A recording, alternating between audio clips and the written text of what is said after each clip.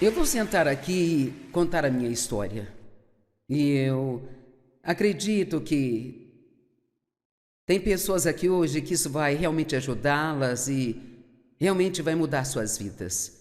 E, obviamente, para sair de onde eu comecei até onde estou, precisou haver muita pressão, muita luta e superação. Então vamos orar. Pai, eu oro para que, já que não tenho nenhum plano sobre o que vai sair da minha boca, porque você disse em sua palavra para abrirmos a boca e você a encherá. Então, vou me mover aqui, tentar andar sobre as águas e abrir a minha boca confiando em Ti para enchê-la e trazer à tona o que as pessoas precisam ouvir. Minha história é longa para ser contada numa hora, mas eu confio em Ti para trazer as partes que mais ajudarão as pessoas. Eu oro para que, quando terminarmos aqui hoje, todos entendam que não há nada que não possam superar se eles realmente permitirem que você os conduza e também os guie. Em nome de Jesus. Amém. Então, sabe, todos temos uma história. E não é que a minha seja melhor do que a de qualquer outra pessoa. A história de todos é importante para eles e todos fomos feridos. Então eu não digo isso com nenhum tipo de sentimento de autopiedade. Na verdade, posso sentar aqui hoje e dizer a todos que, e sabe, eu sei que parece bobagem até para mim, mas fico feliz agora por ter passado pelo que eu passei. Porque eu sei que isto me fez ser a pessoa que eu sou hoje, sabe? E então... E foi exatamente isto que me permitiu poder ajudar muitas pessoas ao redor do mundo, porque existem muitas pessoas, especialmente mulheres, que foram abusadas. Talvez não haja como dizer quantas pessoas nesta sala foram abusadas sexualmente. Talvez você tenha contado alguém, talvez não tenha contado, mas se não foi esse tipo de abuso, algum tipo de abandono, ou pais que não te amaram, ou pessoas que falaram mal de você, ou compararam você com um irmão, ou qualquer que seja o caso, todos fomos magoados. E se por acaso você é um dos sortudos que foi criado por ótimos pais que lhe amaram e disseram que você poderia fazer qualquer coisa, você é abençoado além da medida. Porque o que as pessoas fazem com as crianças na infância delas, às vezes é patético. Sei que muitas vezes não percebem o que estão fazendo, a maioria das pessoas está apenas agindo em cima de sua própria dor. É por isso que não adianta odiar as pessoas que te machucaram. Essa é a primeira coisa que você deve entender, porque você nunca ficará bem se estiver cheio de ódio. Nunca ficará bem. Simplesmente não ficará, a menos que você perdoe. E essa é uma das primeiras coisas, e parece a coisa mais injusta pedir para alguém fazer, sabe? Mas tudo que Deus nos pede para fazer, isso é para o nosso próprio benefício. Você tem que entender isso, mesmo que pareça difícil e injusto, é sempre para o seu benefício. E veja, odiar alguém que te machucou é como tomar veneno esperando que o seu inimigo morra. É como se você realmente envenenasse a si mesmo. Então, eu gostaria de dividir isso em duas partes, um pouco sobre o abuso, mas depois quero falar sobre os primeiros dias do ministério e das coisas que tivemos que superar para sair de onde começamos até onde estamos. Porque veja, Dave e eu não tínhamos ideia do que estávamos fazendo. Nenhuma ideia. Não é como se Deus tivesse chamado duas pessoas qualificadas. Então, não tente usar a desculpa, eu não sou qualificado, porque me parece que Ele não chama pessoas qualificadas. Ele só chama as pessoas que estão disponíveis e são bobas o suficiente para sair. E está disposto a ser tolo por Cristo, sabe? Agora veja, honestamente, eu realmente não sabia o que estava fazendo. Eu quase fui reprovada em inglês na escola. E eu sempre detestei a minha voz, porque eu tenho uma voz muito grave para uma mulher, sabe? E agora Deus a faz ecoar por toda a terra. E sabe, Ele tem bastante senso de humor, se você pensar a respeito. E assim, eu nasci em 1943, no meio da Segunda Guerra Mundial, e meu pai foi enviado para o campo de treinamento no dia em que eu nasci. Então eu só o vi uma vez nesse meio tempo até os meus 13 anos de idade. E assim, éramos só eu e minha mãe e uma tia e um tio. E o meu tio tinha pés chatos e não aceitavam homens com pés chatos no exército, sabe? Naquela época. E assim, sabe, a minha lembrança mais antiga é de ter medo do meu pai. Eu sempre tive. Eu era enraizada no medo desde quando consigo me lembrar. E sabe, a minha mãe me disse que quando ele voltou do exército, ele estava diferente do que quando foi. Eu acho que muitos homens passam por isso por causa das coisas que eles viram e passaram. E ele nem esteve no combate, mas ele estava diferente. Ele era mau. E às vezes, eu acho que o fato dele ser maldoso foi ainda pior do que o abuso. Mas havia algo de errado com ele. Ele cresceu numa família que praticava incesto. E assim ele trouxe isso consigo mesmo. E então, desde a primeira vez que me lembro de tê-lo visto, ele me molestava. E depois ele fez de mim praticamente sua amante quando eu tinha cerca de 13 anos de idade. E ele não me controlava com a força, mas me controlava com o medo. E é difícil explicar como você pode ter tanto medo de alguém a ponto de fazer o que a pessoa te manda fazer, seja o que for, sabe? Mas esse tipo de medo, isso pode te adoecer. Era como... Ele trabalhava à noite, eu agradeço a Deus por isso, porque pelo menos eu não ficava perto dele à noite. E minha mãe também tinha medo dele. Eu tinha um irmão que meu pai praticamente abandonou. E me lembro de quando minha mãe engravidou, de orar para que fosse uma menina, esperando que meu pai gostasse mais dela do que de mim e me deixasse em paz, sabe? E não era certo orar assim, mas eu orei. E então eu entrei em contato com alguns parentes, tentei fazer com que me ajudassem. Ninguém quis se envolver. Veja, naquela época, nos anos 50, não se ouvia falar de nada parecido com o que estamos falando. Você nunca ouvia nada sobre abuso sexual e não se falava de nada a respeito. Acontecia, mas as mulheres também eram diferentes. Pouquíssimas mulheres deixavam seus maridos, pouquíssimas se divorciavam. E assim, quando eu tinha 9 anos, contei para minha mãe o que meu pai fazia comigo e eu me lembro que ela me examinou para ver se encontrava algum machucado.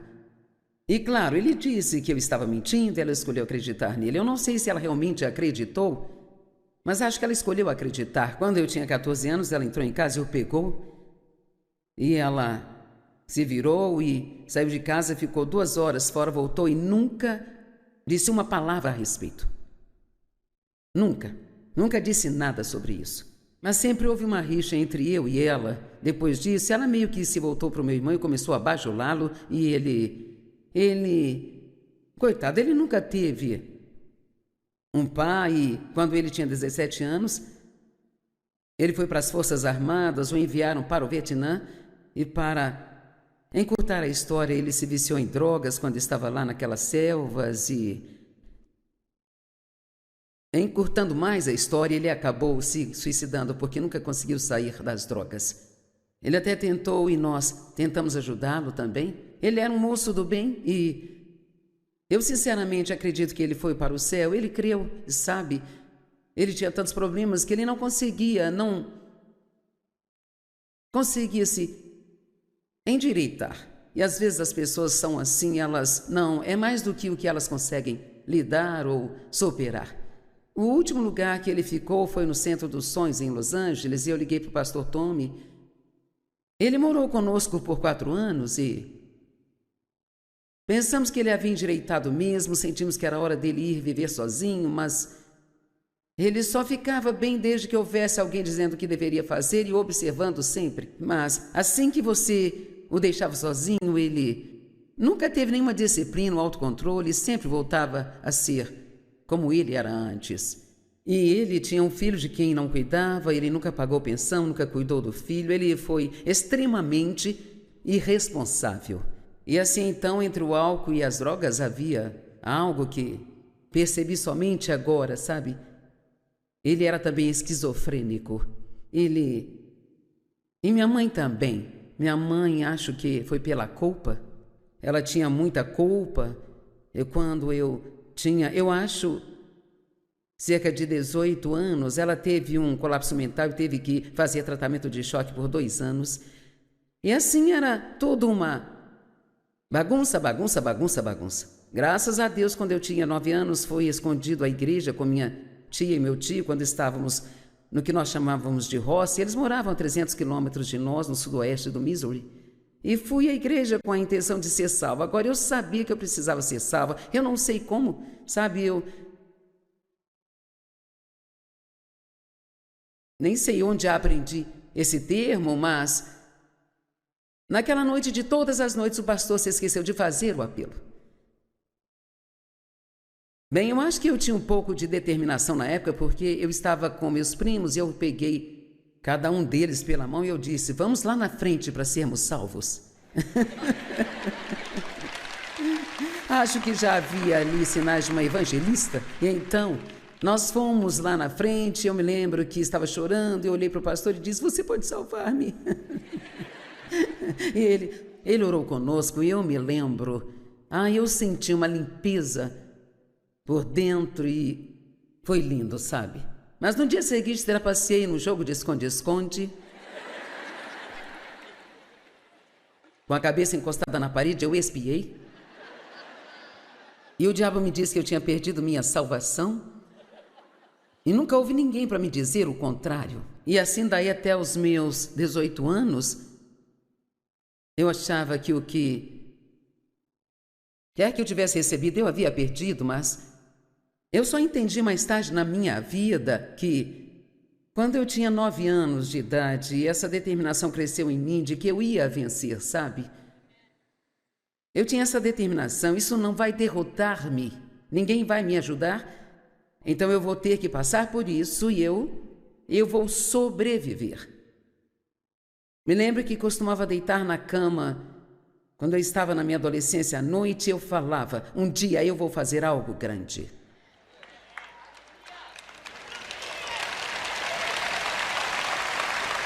Agora, não sei se era só o destino falando ou se era só a minha cabeça dura, mas meu pai sempre me disse que eu nunca seria nada, e assim eu estava determinada de que eu iria fazer algo com a minha vida.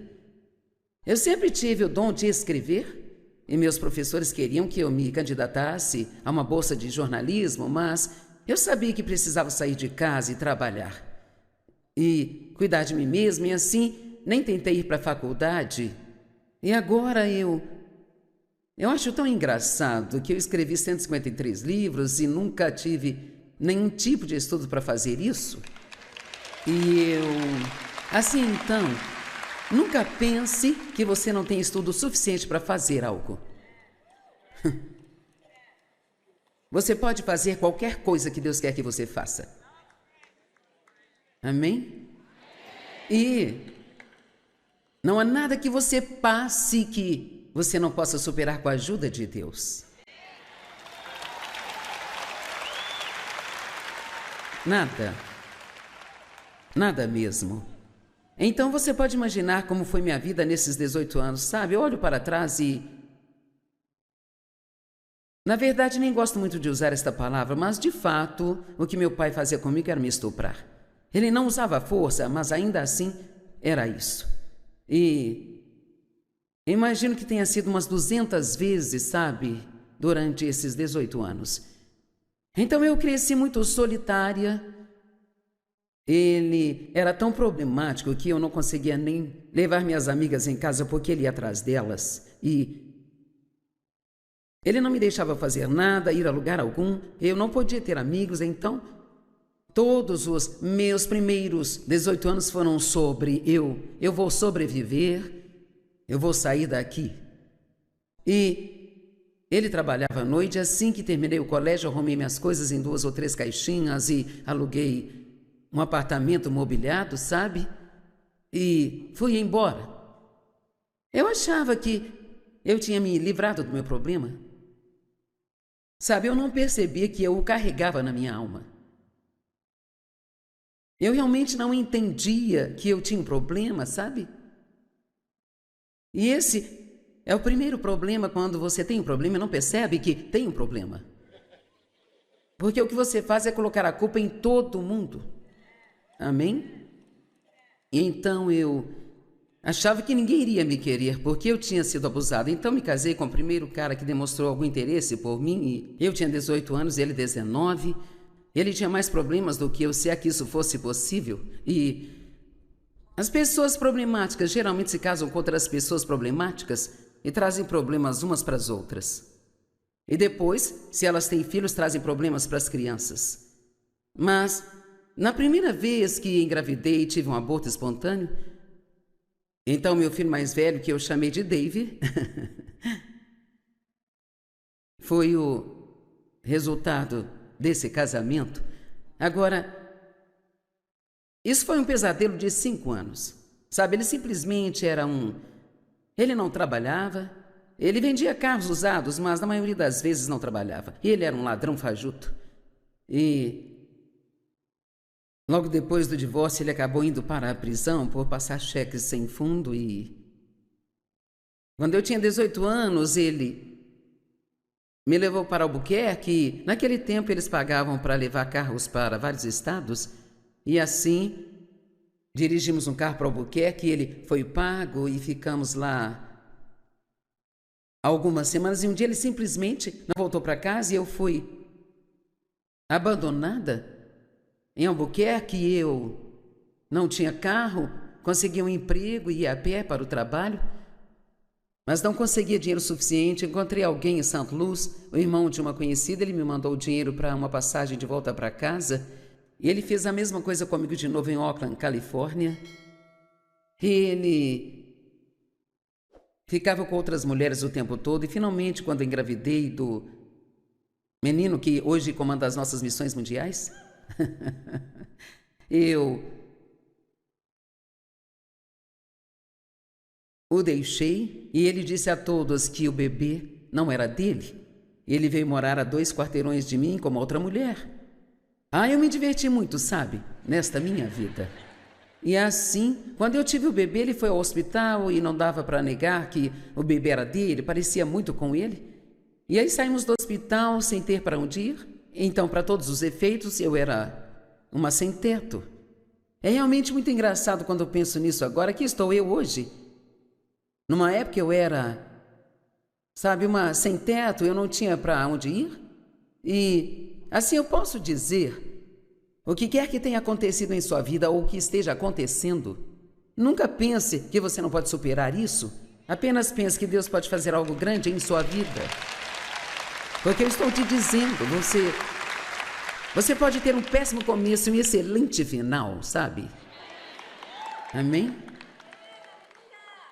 Então ele ligou para a ex-mulher de um dos seus irmãos, que por sinal era uma cristã, e perguntou se ela nos acolheria por um tempo. Ela disse sim. Eu não tinha ideia do que eu estava fazendo. Eu tive aquele bebê, eu devo ter tido uma infecção porque fiquei com 3 furúnculos grandes no meu corpo e nem tive o bom senso de ir ao médico, sabe? Mas assim que pude, eu consegui um emprego e consegui um apartamento, e ele tinha ido embora com a namorada e voltou mais uma vez. E eu finalmente cheguei ao ponto em que eu não aguentava mais. Eu disse, eu quero o divórcio. Bem, eu realmente não conseguia cuidar de mim, do bebê, e sem ninguém para me ajudar. Então esse foi o último recurso. Então eu teria que ligar para o meu pai e pedir para voltar para casa, sabendo que isso significava que eu teria que gastar todo o meu tempo tentando me esquivar dele. Bem, agora entra em cena o Dave Meyer.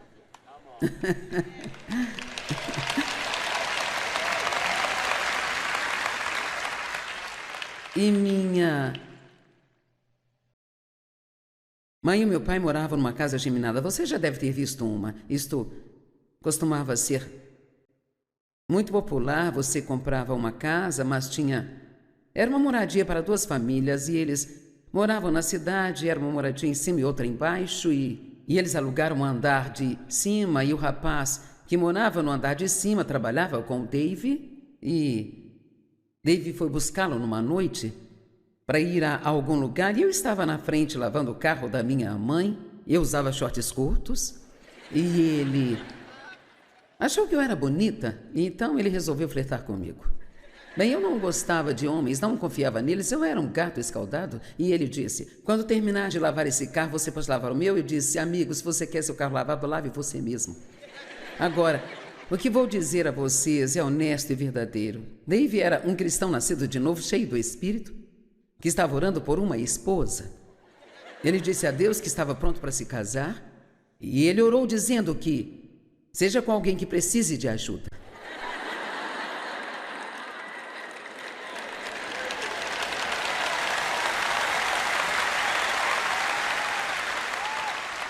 Então ele nunca poderá dizer que ele não recebeu o que ele pediu. Então eu olho para trás e acho que isso foi uma armação muito divina. Eu costumava deitar na cama com meu primeiro marido e orar para que um dia Deus me desse alguém que realmente me amasse. Eu sempre pedia que seja alguém que me leve para a igreja. Eu queria ir para a igreja, queria servir a Deus, mas não sabia fazê-lo por mim mesma. E eu sempre orei desde os 9 anos de idade. Eu orava e, sabe, eu orava para que Deus me tirasse daquela situação e Ele não tirou, mas me guiou através disso. Às vezes oramos para que Deus nos tire das coisas, Ele não tira e não entendemos. E você pode me perguntar, eu tenho que entender que Deus não livra uma garotinha de uma situação como aquela? E não, eu não entendo, mas tudo cooperou para o bem. E Deus tem razões para as coisas que nós não entendemos e tudo que eu sei é que não há nada em sua vida que será desperdiçado, nenhuma quantidade de dor, nenhuma quantidade de injustiça será desperdiçada. Se você entregar isso a Deus, Ele vai fazer algo lindo com isso. Amém? Então, Dave disse que o que ele sentiu dentro dele na hora que eu disse aquilo foi: essa é a garota para mim. Então aquilo tinha que ser de Deus ou então ele era louco, um dos dois. E eu acho que era de Deus porque estamos há 56 anos na estrada e ainda estamos juntos. Amém?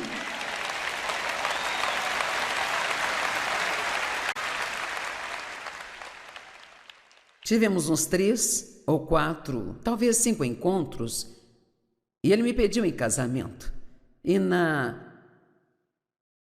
noite em que ele me pediu em casamento, eu fiquei tentando chegar em casa porque eu queria chegar antes do meu pai. Ele sempre saía e ficava bêbado no sábado à noite, então eu gostava de fingir que já estava dormindo quando ele chegasse em casa.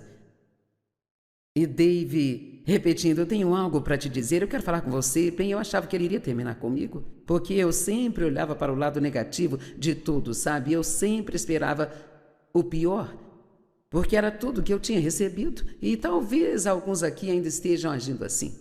E você ainda está esperando pelo pior, porque foi o que sempre teve. Bem, eu estou te pedindo que você faça um novo começo e comece a acreditar que algo de bom vai acontecer com você a qualquer momento.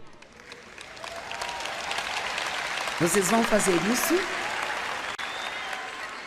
Eu quero encorajá-los a dizer todas as manhãs: algo de bom vai acontecer comigo hoje. Não porque você é bom, mas porque Deus é bom. Amém? Algo de bom vai acontecer comigo hoje. Amém? E assim nós nos casamos. Eu não tinha a menor ideia do que estava fazendo, eu nem sabia o que era o amor. Eu tinha um bebê de quase 1 ano, estávamos casados há 3 semanas e Dave olhou para mim e disse: o que há de errado com você? Eu era muito negativa, ele dizia: por que você é tão negativa? Eu dizia: bem, se você não espera que nada de bom aconteça, então não ficará desapontado se não acontecer. Então, nunca me diga que você não consegue superar a negatividade. Porque eu não conseguia ter 2 pensamentos positivos sem que meu cérebro tivesse uma cãibra.